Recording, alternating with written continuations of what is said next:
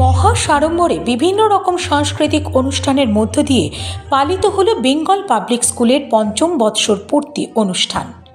অনুষ্ঠানের শুরুতে বিদ্যালয়ের সভাপতি মীর মতিউর রহমান বিজ্ঞান মেলা উদ্বোধন করেন। এরপর রক্তদান শিবিরের উদ্বোধন করেন সম্পাদক মীর মোস্তাক আহমেদ। সারা দিন ধরে চলে বিভিন্ন রকমের সাংস্কৃতিক অনুষ্ঠান, নানা রকম ক্রিয়াকলাপের মধ্য দিয়ে। এই অনুষ্ঠানে প্রধান অতিথি হিসাবে উপস্থিত ছিলেন বিশিষ্ট শিক্ষাবিদ খাজিম আহমেদ। সেই সঙ্গে উপস্থিত ছিলেন লাইফ কোচ, মেডিটেশনাল স্পিকার আবেদিন হক আদি। উপস্থিত ছিলেন মুর্শিদাবাদ জেলা প্রাথমিক শিক্ষা সংসদের সভাপতি, খড়গ্রাম উত্তর চক্রের এসআই প্রাইমারি এডুকেশন রিমি সরকার, খড়গ্রাম পঞ্চায়েত সমিতির সভাপতি মঞ্জু আক্তার বেগম। সকাল থেকে শুভ সূচনা হয়েছে আমাদের রক্তদান শিবির দিয়ে।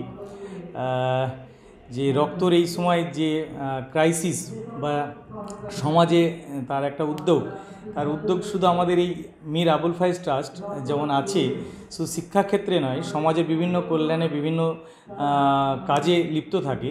তার একটা অধ্যায় আজকে শুরু হলো রক্তদান শিবির দিয়ে।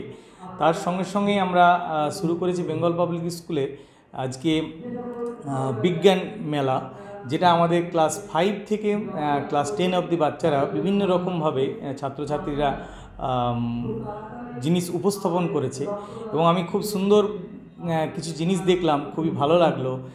যেটা আমাকে অভিভূত করেছে যে মিসাইল ট্র্যাকার, রেডার সিস্টেম খুব সুন্দর লেগেছে যে আমাদের বাচ্চারা যে এত সুন্দর থিঙ্কিং নিয়ে তৈরি করেছে, আগামী দিনে হয়তো তারা অনেক আগে অনেক দূরে পৌঁছাবে। Bureau report, ITV network.